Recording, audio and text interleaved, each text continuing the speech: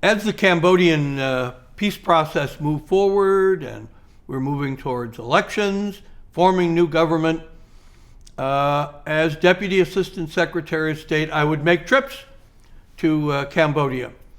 And during one of those, I met with the Russian ambassador, whose name was Yuri Miakotnik.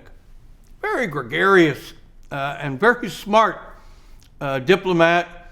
We had met in the negotiations at the UN in New York.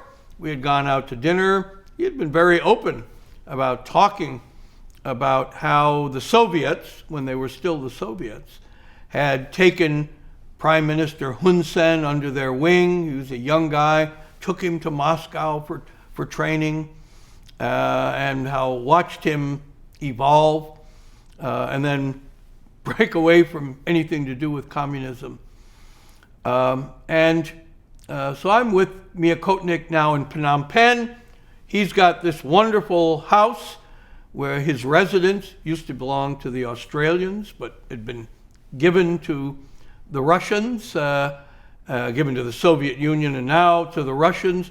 Had a big swimming pool and a sauna. So he invites me to come over and join him with some other friends and colleagues going to the sauna. And then, so you get in the sauna and you're wrapped in a towel and you get all sweated up and heated up, and then you run out and jump in the pool and cool off, and then you go in and sit down and eat Russian cold cuts and drink vodka, and then go back in the sauna again and repeat this several times. And so, Miakotnik's a good source. He's telling me all sorts of things. And he also wants to play ping pong. So I bring my tennis shoes with me, and we're playing ping pong, and then we run in the sauna, we jump in the pool, et cetera, et cetera. So comes the end of the evening, and I'm not the only one there. There's a number of guests, but I, dry off and go in and get dressed again.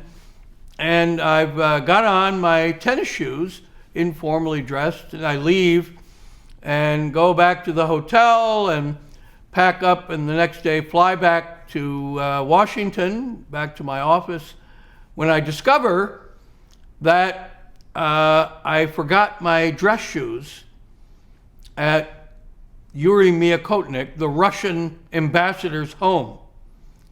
So now I have to write a message, a State Department cable. There's no way to call and say, hey, can you guys sneak over and get my shoes out of the Russian ambassador's home? And I've got to write saying, could somebody from the embassy please go over to the Russian ambassador's home and retrieve my shoes, which I inadvertently forgot and left there. And of course they did that.